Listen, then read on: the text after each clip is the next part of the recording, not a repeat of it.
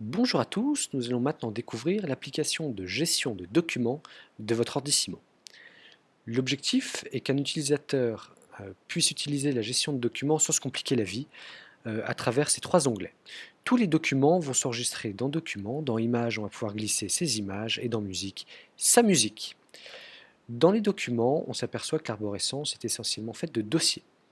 Ainsi, lorsque je clique sur Impôt Maman, je vois le contenu de mon dossier ici. J'ai donc deux documents, un qui s'appelle Bretagne et un qui s'appelle Impôt 2011. En haut de l'écran, j'ai un certain nombre d'outils qui vont me permettre de gérer efficacement l'ensemble de ces dossiers. Je peux donc créer un nouveau dossier. Ce qu'on va faire ici, je vais l'appeler Essai. Je valide. Donc je viens bien de créer un dossier qui s'appelle Essai. Je vais pouvoir ouvrir un document, par exemple le document Bretagne, le renommer. On va l'appeler, c'est simplement Normandie.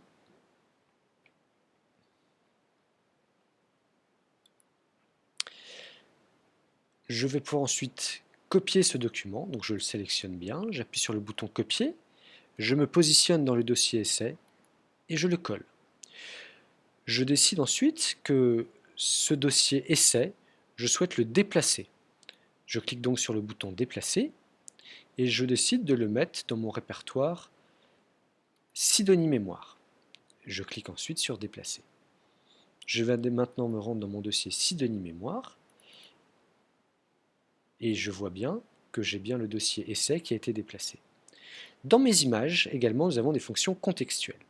Ainsi, je vois ici une prévisualisation de l'image présente dans mon disque dur. Cette image fait 68 kilooctets et a été importée le 26 avril 2012. Là encore, on a des fonctions contextuelles. Je peux lancer un diaporama me permettant de visualiser toutes les images sans avoir besoin d'ouvrir un outil externe. Imprimer directement la photo, encore une fois, sans passer par un gestionnaire de photos quelconque, déplacer ma photo, faire du copier-coller de manière assez simple ou renommer ma photo. L'objectif étant d'être vraiment le plus efficace possible. Dans les très grands dossiers, on a même la possibilité de trier tous ces documents par ordre alphabétique, donc c'est quelque chose d'extrêmement pratique. Nous allons maintenant également brancher une clé USB qui va apparaître juste en dessous du dossier musique. L'objectif étant de montrer à quel point c'est facile d'importer des données à l'intérieur de son Ordissimo.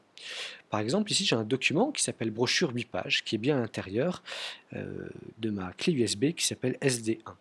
Je choisis de déplacer d'ailleurs, donc je vais déplacer ce document à l'intérieur de mon répertoire Documents dans Impôt Maman et je déplace. Je retire ma clé automatiquement, je n'ai pas besoin de faire quoi que ce soit d'autre.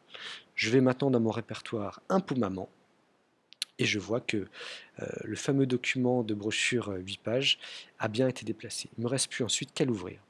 Il faut savoir qu'en fait Ordissimo peut lire un très grand nombre de fichiers différents, que ce soit des PDF comme celui-ci, en passant par des .doc pour les fichiers Word, des fichiers Excel également, des fichiers MP3, des fichiers JPEG pour les photos, ça va même jusqu'à lire des photos de type beaucoup plus compliqué comme des BMP, des RAW, bref, un certain nombre de fichiers auxquels on ne pense pas forcément.